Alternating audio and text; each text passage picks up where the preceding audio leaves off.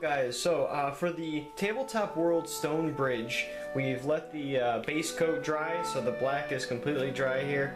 And the first step I'm going to do is a dark gray dry brush on the stone bridge itself. So any stone areas, actually, I'm going to start with a dark gray dry brush. And what I do is I just put, a blob of paint out on some paper. And for dry brushing, I use a wide brush like this, so it's kind of blunt on the end, and that way you just skim over, the tops of the edges of the piece, versus in filling in all those cracks, because those cracks, they're what give you that detail, that sharp detail, and especially in these kits, there's plenty of that. So let me just begin here. So there's not much on the brush, as you can see. There we go. And I'm just gonna, in the same direction, start brushing on the paint lightly.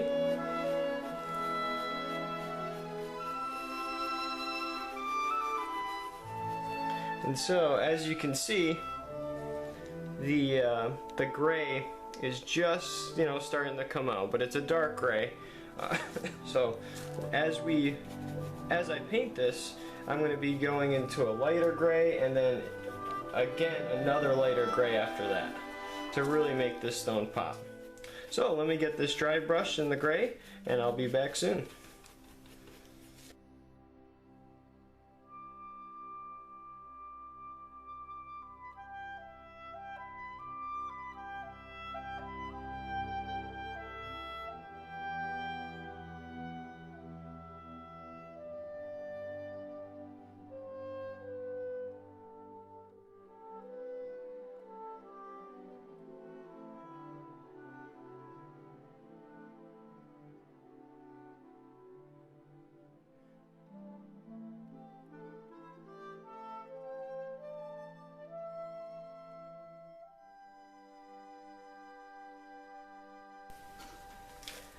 Okay, so I'm almost done dry brushing the bridge in the first dark gray paint, and I still have to get the floor on the inside here, so let me get that. And then what I'm going to do is repeat the dark gray dry brush on the smaller buildings that are part of the kit. And then from there we go to all the wood pieces are going to be coated in a dark brown to get that started, and that'll be next.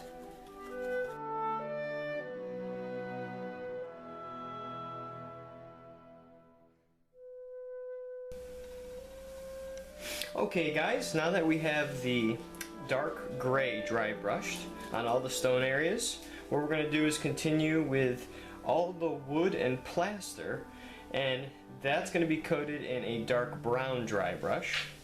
And then we'll go from there.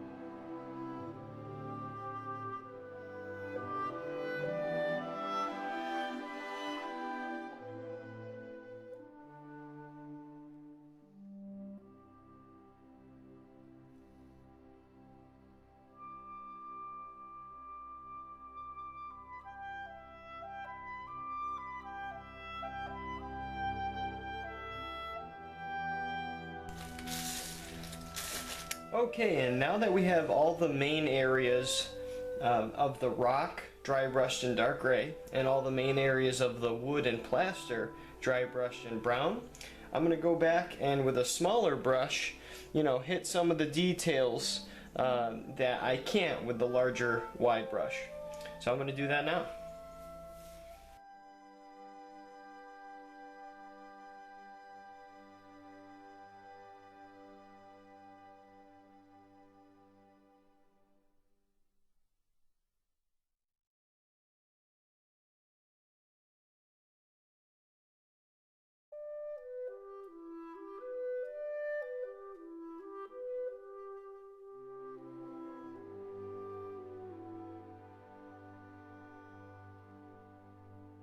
Okay guys, next we're going to get a dry brush of medium gray. So we go from dark to a medium gray, and we're going to make those rocks pop more. I'm going to get started on that now.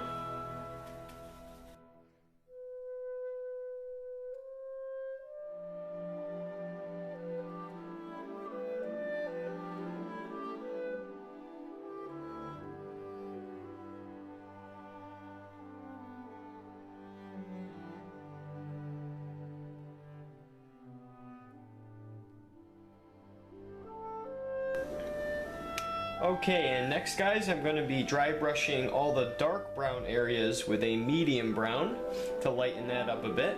I'm going to start that now.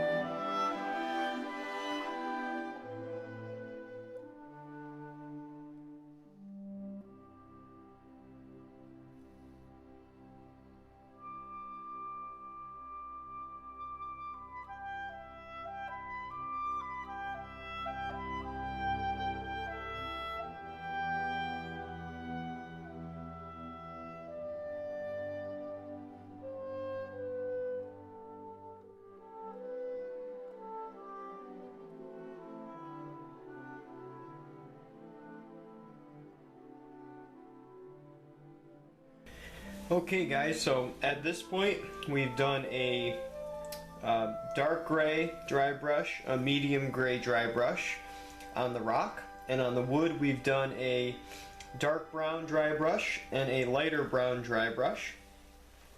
So now we're going on to our third level of dry brushing.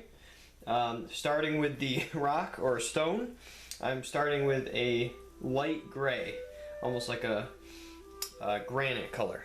So let me begin.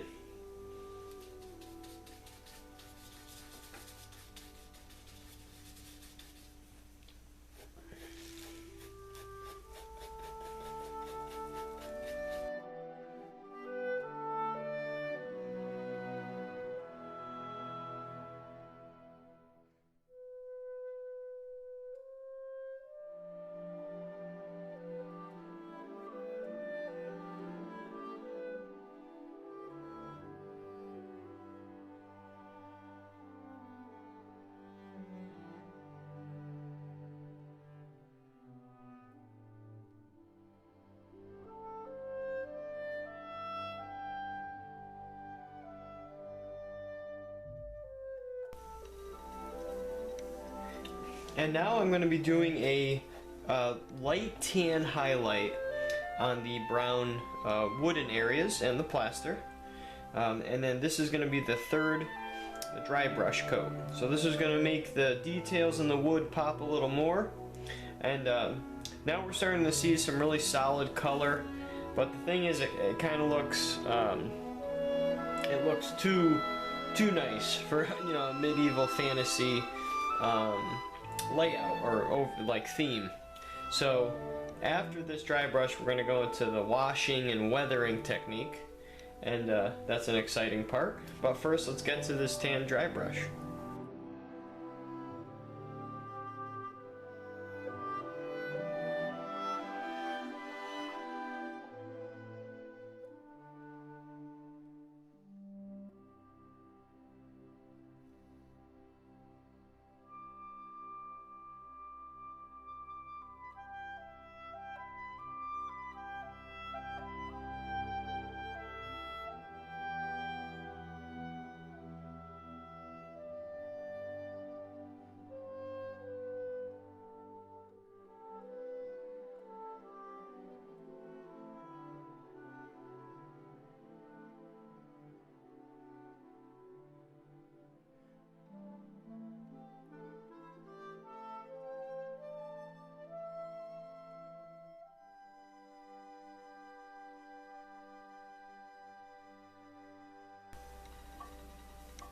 Okay guys, and now that we have our 3 dry brushes on all the areas of the bridge layout, I want to start adding some weathering effects.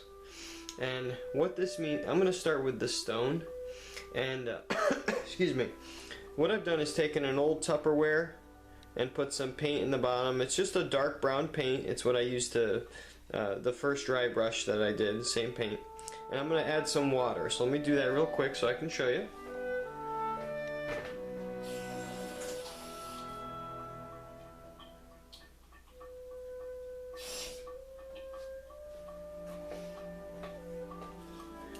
And then there you go. So what this does is, you know, obviously it waters down the paint.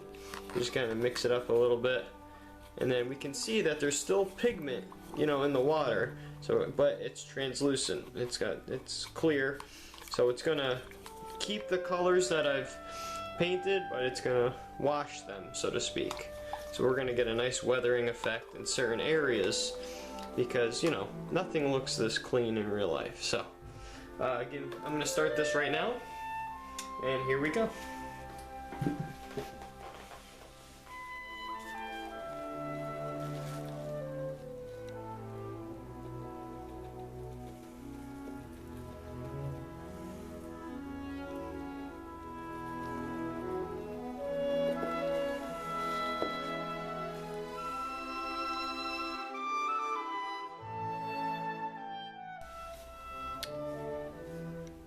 So there we go, guys. I have my first brown wash for the weathering effect, and you can see this really changes the overall appearance of the bridge.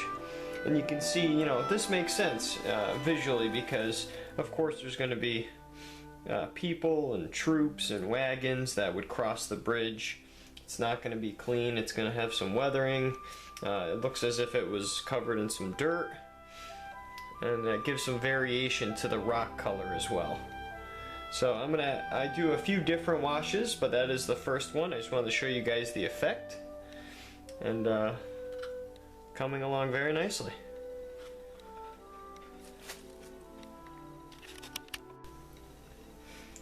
I'm also going to be adding the brown wash to the shingles in certain areas, just to start to differentiate the layers of the shingles. And you know, over time certain pieces are going to fade and newer pieces will be darker. So I'm going to add that now just to show you guys what that looks like.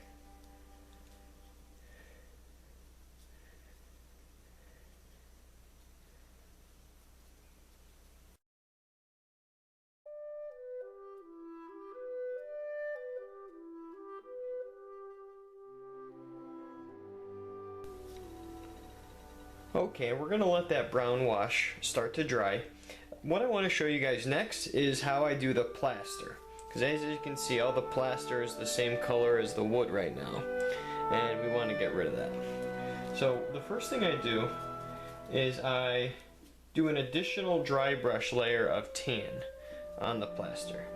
And you can see this is going to start to lighten it up and differentiate the color, which is what we want.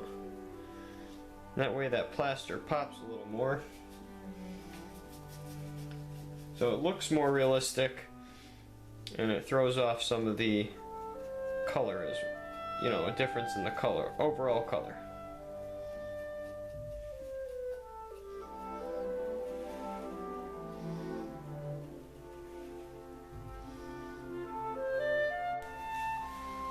Okay, and now that we have the tan color covering all the plaster, I'm going to take a vanilla, it's a very light kind of cream color, and highlight the plaster areas toward the center. That's going to make the plaster pop and look more realistic. I'm going to get started now.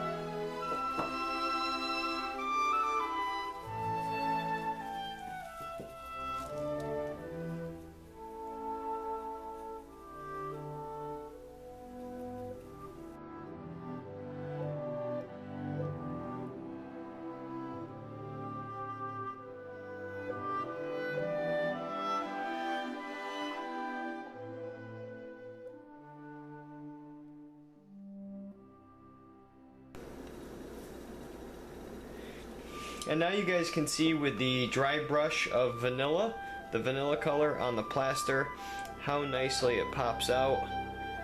And now you can really see it in between the woodwork. But just wanted to show that, guys, to you. Totally makes a difference. And then inside the rooms as well, I do all the plaster walls so they pop out nicely.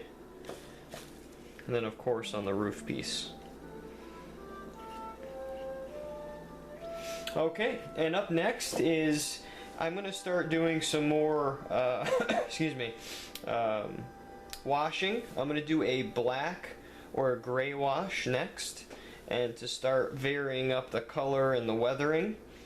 So I'm going to begin now. Okay guys, excuse me, so what I've done is I've created a black wash, and that is going to add more weathering and darken up some spots, and I'm going to start that right now, starting with the roof.